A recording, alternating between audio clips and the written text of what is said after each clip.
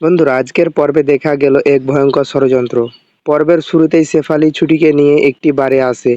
সেখানে ম্যানেজার এসে শেফালিকে তাড়াহুড়ো করে বলে, তাড়াতাড়ি রেডি হয়ে স্টেজে যাও, এখনই গান গাইতে হবে। ঠিক তখনই ছুটি শেফালির বাবার অসুস্থতার কথা বলে, কিছু অগ্রিম টাকা দেওয়ার জন্য অনুরোধ করে। কিন্তু ম্যানেজার রেগে গিয়ে বলে, সবার প্রতি দয়া দেখাতে গেলে আমাদের ব্যবসায় বন্ধ হয়ে যাবে। এই বলে সেখান থেকে চলে যায়। এরপর শেফালি সাজুগুজু করে প্রস্তুত হয়েও হঠাৎ অসুস্থতার ভান করতে শুরু করে। সে ছুটিকে বলে, আমার শরীরটা খুব খারাপ লাগছে, তুমি কি আজ আমার হয়ে গানটা গেয়ে দিতে পারবে? ছুটি প্রথম অবাক হয়ে যায়, আমি আমি কিভাবে গান গাইবো?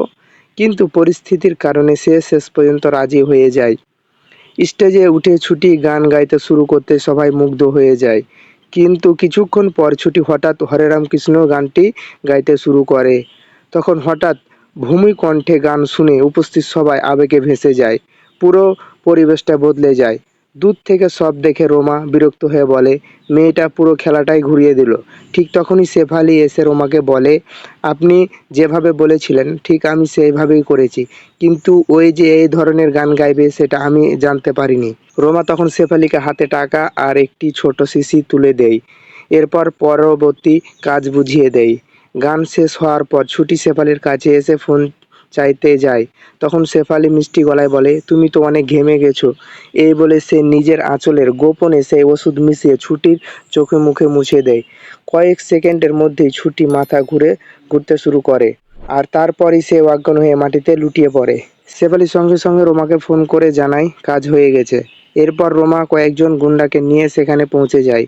তার অচেনাতাই ছুটিকে একটি বস্তার মধ্যে ভরে নিয়ে যেতে শুরু করে।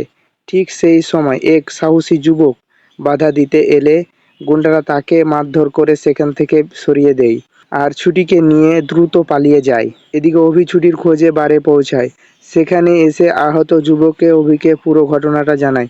অভি বুঝতে পারে ছুটি বড় বিপদে পড়েছে। অন্যদিকে ইন্দ্র সিসিটিভি ফুটেজ দেখে জানতে পারে ছুটিকে কোথায় নিয়ে যাচ্ছে হচ্ছে। সে দ্রুত অভিকে ফোন করে সব তথ্য জানিয়ে দেয়। ওইদিকে রুদ্র ঝুমকিকে একটি নির্দিষ্ট জায়গায় নিয়ে গিয়ে বলে, এটা একটা কোল্ড সেক্টর, এখানে ছুটিকে রেখে আমরা চলে যাব।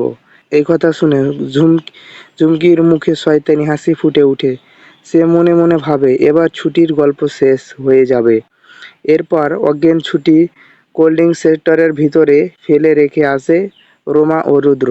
দুজনই ছুটির মৃত্যুর কামনা করতে থাকে, কিন্তু তারা জানে না অভি ইতিমধ্যে ছুটিকে খুঁজতে বেরিয়ে পড়েছে। আগামী পর্বে অভি কি সময় মতো কোল্ডিং সেক্টরে পৌঁছে ছুটিকে উদ্ধার করতে পারবে? ঝুমকি, রোমা আর রুদ্রকে ষড়যন্ত্র কি এবার ফাঁস হয়ে যাবে, নাকি আরো বড় বিপদ মুখে পড়তে হবে ছুটিকে?